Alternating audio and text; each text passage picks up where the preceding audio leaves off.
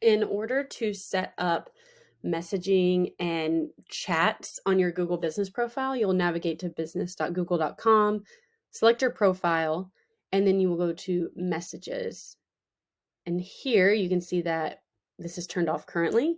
What you'll do is you can either just turn on chat or go to chat settings, and you can turn it on that way. And then here's where you will be able to view messages and history and things like that. But you can also go to chat settings here or here, and you can do a lot of different things. You can add a send receipt.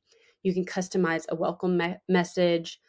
You can also add FAQs. And if you're going to be in office or at your computer at a certain day or time, and a schedule, you can put that here as well.